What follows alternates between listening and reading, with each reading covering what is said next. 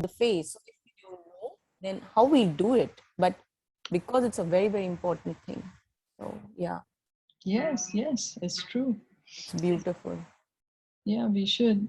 We have to remind each other. That's why we need the association of devotees. We have to remind each other that remember Krishna, old age is coming, you are already old, or your old age is coming. None of us is going to be spared of death. That moment will come for each and every one. And so we just have to be enthusiastic and just keep reminding each other, yes, of Krishna, hearing and chanting his glories. So let's read from Sri Caitanya Caritamrita. We are here. Right, in the beginning of Caitanya Caritamrita, Krishna Das Kaviraj Goswami writes, I offer my respects to my spiritual masters. He uses the plural here to indicate the disciplic succession.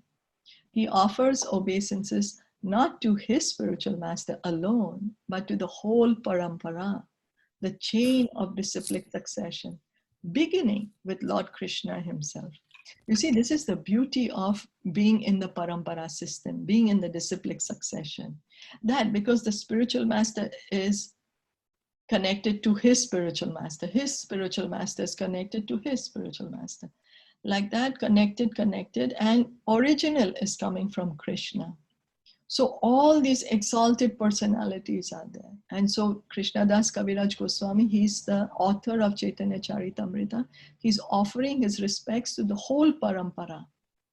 All the great personalities, Lord Chaitanya, the 6 Goswamis, and also to Krishna himself.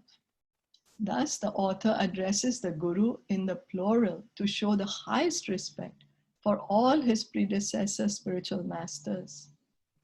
After offering obeisances to the disciplic succession, the author pays obeisances to all other devotees, to the Lord himself, to his incarnations, to the expansions of Godhead, and to the manifestation of Krishna's internal energy.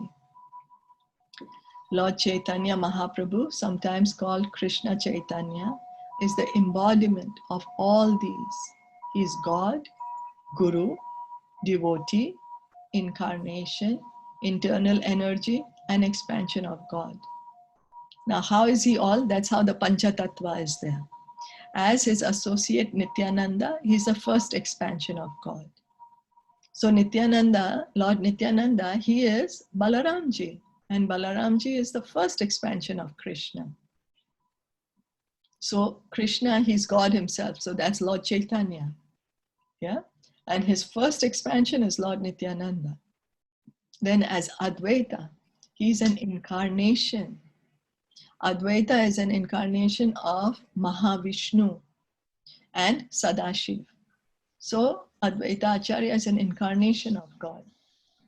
And then as Gadadhar, he's the internal potency. So we see Gadadhar Pandit also in the Panchatattva is the manifestation of Krishna's internal potency.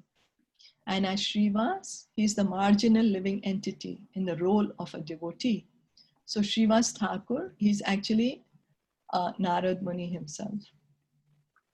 He's Narad Muni, and so he is in the role of a pure devotee of the Lord.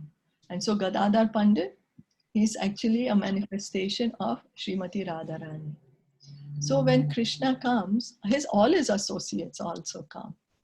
So same way, when Lord Chaitanya came, they also came together with him. Krishna never comes alone.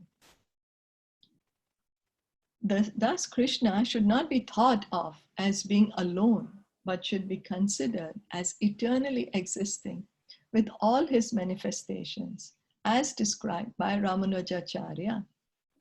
In the Vishishta Advaita philosophy, God's energies, expansions, and incarnations are considered to be oneness in diversity. In other words, God is not separate from all of these. Everything together is God. So all these are parts of God. God has his internal energy. God has his devotees who are his marginal energy. God has his expansions and his incarnations, you know.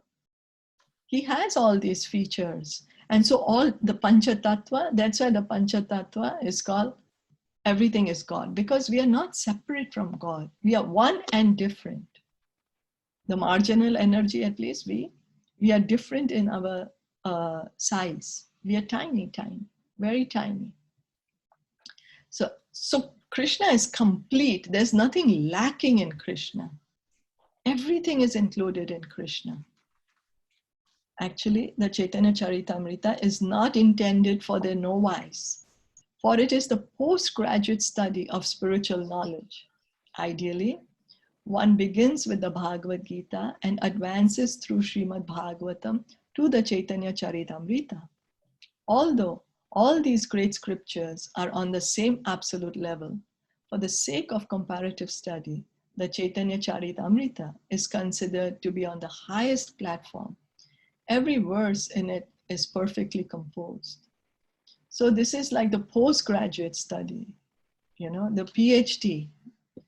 The graduate, like the master's is Srimad Bhagavatam, the undergraduate is Bhagavad Gita. Although they are all spiritual, although they are all on the same plane, but the subject matter that is discussed in it becomes more and more confidential, more and more confidential. Like, for example, undergraduate, many people do. Masters, lesser people do. And then postgraduate, even lesser people, right? So the same way. Is it okay till now, what we are reading? Yeah, that Yes. makes sense. Yeah. Yeah. So, in the second verse of the Caitanya Caritamrita, the author offers, so first Prabhupada says, what does Krishna Kaviraj goes? We are going to start reading. We are still in the introduction. So the first verse, Krishnadas Kaviraj does not just very arrogantly say, okay, yes, I'm writing the Caitanya Caritamrita. No, the first thing, he's offering obeisances to the full parampara system, all the gurus.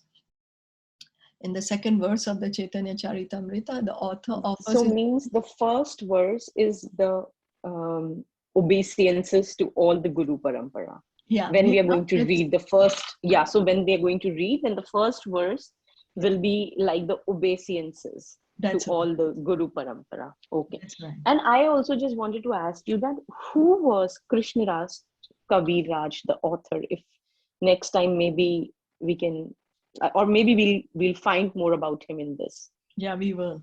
Okay, perfect. Okay, I'm sorry. Okay, that's okay. But he's a pure devotee of the Lord, of course, because who can write about the pastimes of the Lord other than a pure devotee? And he was a disciple of Nityananda Prabhu.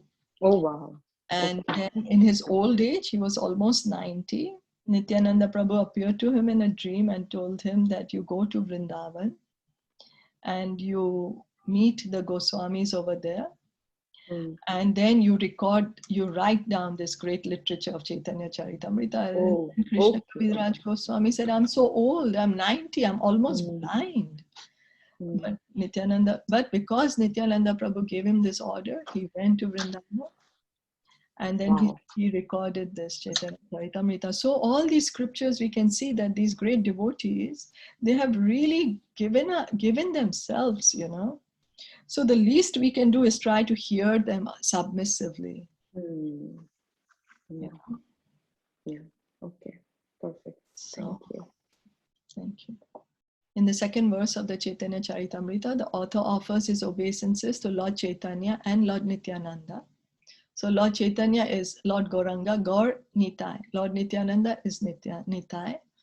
So that's Krishna and Balaram. He compares them to the sun and the moon because they dissipate the darkness of the material world. In this instance, the sun and the moon have arisen together. So we never see the sun and moon together in the sky, but Gaur Nitai, they came and they are compared to the sun and moon. And because of them, we are having this Hare Krishna mantra. That's the word is giving the light to the ignorant souls like us in the material world. you know. Otherwise, what would we do if Krishna didn't come as Lord Chaitanya? If Lord Nityananda didn't come as Balaram? I'm sorry, if Balaram didn't come as Lord Nityananda, what would we do? So, should we stop here for today? And then we'll read a bit of Bhagavad Gita. Yeah, okay. Okay. Thank you. Okay, thank you. Hare Krishna.